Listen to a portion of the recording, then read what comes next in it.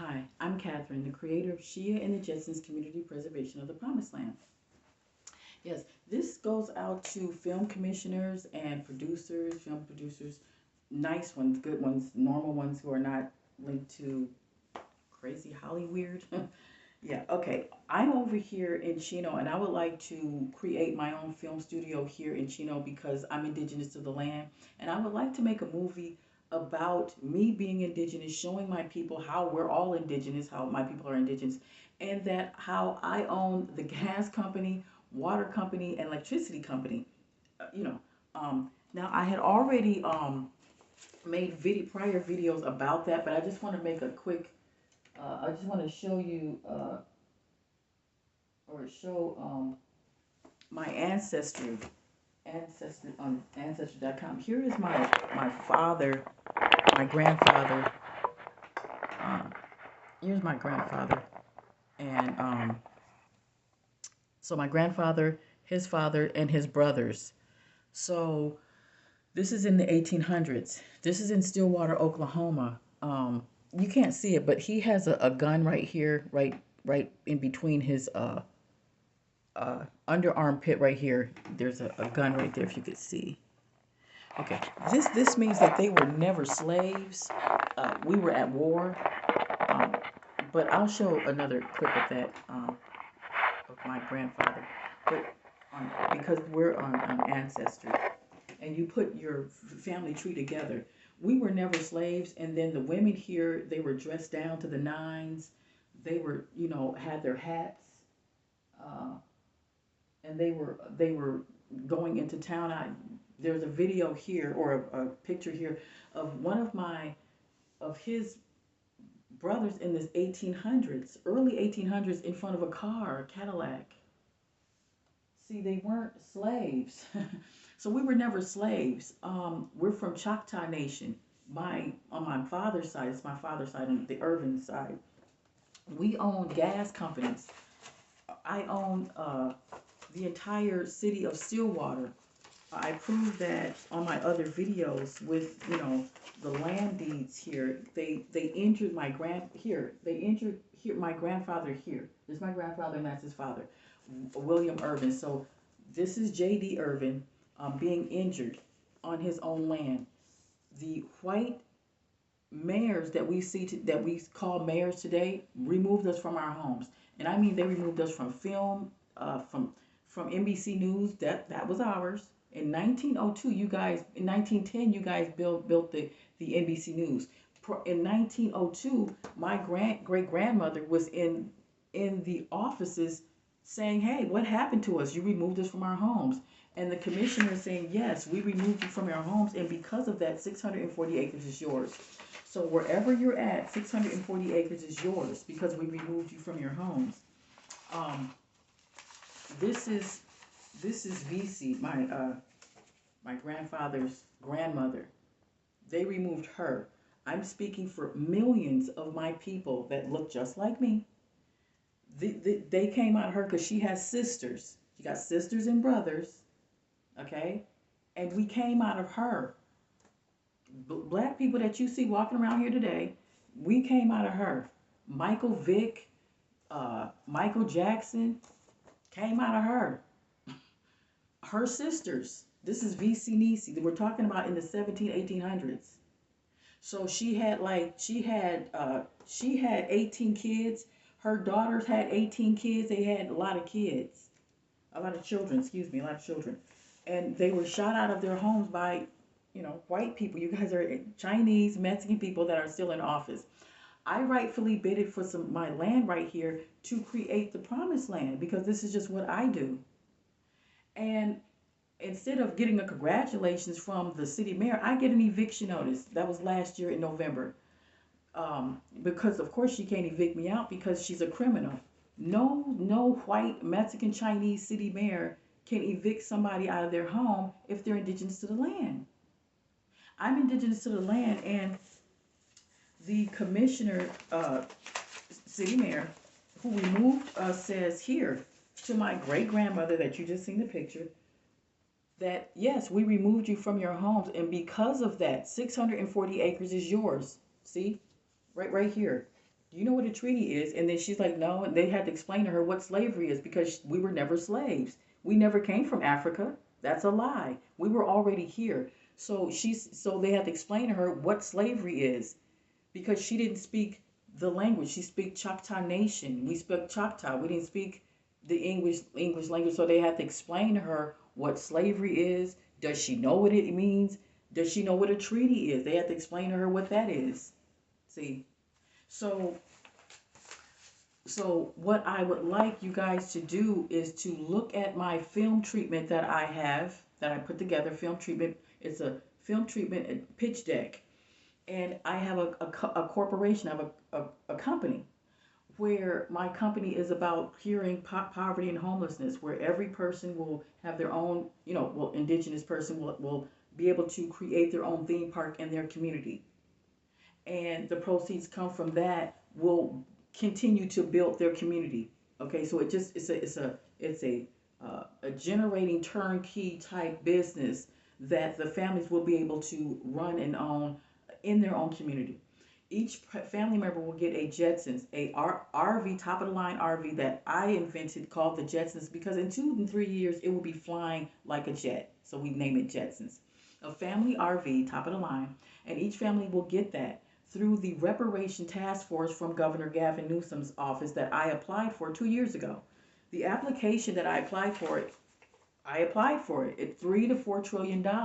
It pays for the relocation of people to be relocated from where I'm at, 600 to 1,000 acres. They will be relocated to the nice area over here on Euclid and Schaefer because I'm trying to create the Promised Land theme park here where I'm at, 640 acres in Chino, California. It's called IV2 at College Park Apartment. No, College Park in Chino. So IV2 IV2 at College Park in Chino. IV2 in College Park in Chino. That's what it's called. So the whole estate, it's a development where I was on the waiting list, housing waiting list for like 12 years. I wrote to Donald Trump to have him to help me get into some sort of housing, and he said, "Well, LA is full, but San Bernardino have openings, so that's how I'm here." He gave me 3 locations to pick, so I picked this location here because I told him I wanted to live around the corner from a college, and boom, the college is right across the street from this building where I live at. So I bidded for the land right here in front of my house, and instead of getting a congratulations letter, the city mayor, who is racist, gives me an eviction notice. So she goes in with my apartment manager, and they give me, and the apartment manager didn't even know what the apartment manager don't have a clue of what I do. I make videos, and what I do is I make videos showing people how to create the promised land and how we must have the promised land, and it's based off of my book. I have a film treatment book right at the front page of it. Here's my film treatment. My film treatment is right at the page, and it's about me creating the promised land for all of us, for all of my people to be able to travel from one promised land to another. So it'll be 3 to 7 different promised land in each state, except for Texas will have 13. It's a huge state. So 7 to 13 different promised lands we will be able to travel and to explore our historical sites where we were removed from. We were removed from our homes. People who are in prison are not supposed to be in prison. I'm talking about indigenous people. It's none of the business of a white man, a foreign white man, Mexican man, or Chinese man to dip and dab into the business of an indigenous black man when he's indigenous. If he's having a confrontation with his own people and he just happened to murder somebody, his own people, that's our business. This is our family. This is our business. You don't sit up here and come over here and say, "Oh, well, you're under arrest because you had a confrontation with your people, and it's between us, not you." So if you have a confrontation, this is the law of how the promised land should be. You should not have any foreigners. We're not going to have any foreigners coming into our land, okay, when the promised land is created, because this is what happens to us. We get enslaved when that happens, okay? We get enslaved when we allow you to come in here and try to dictate how we should live.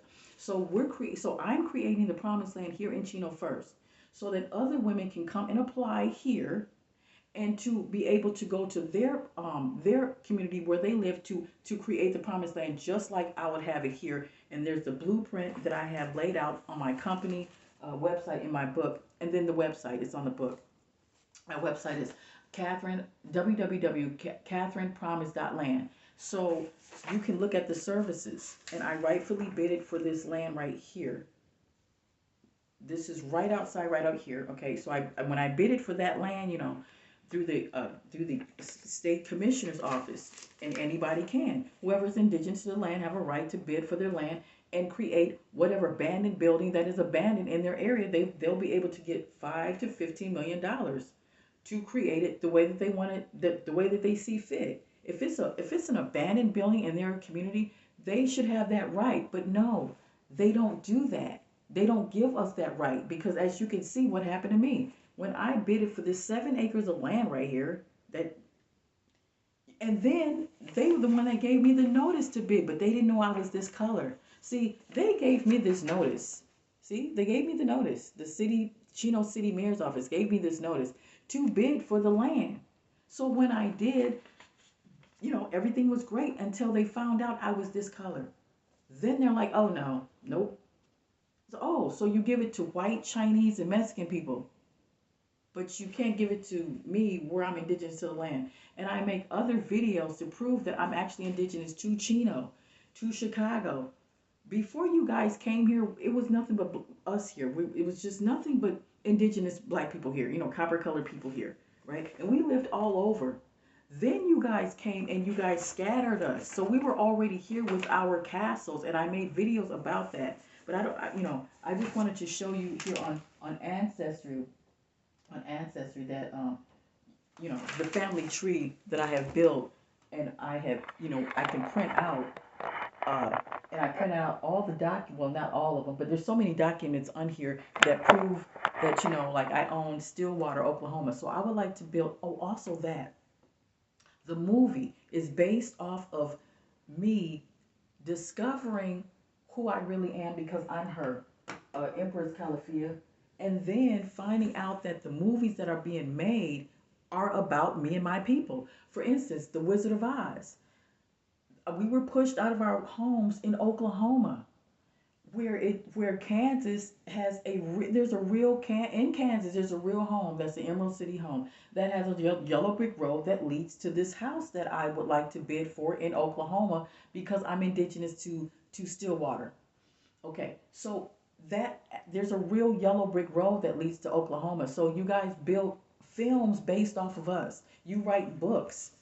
Right here it just says that, she's still here. Yeah, she's still here. See?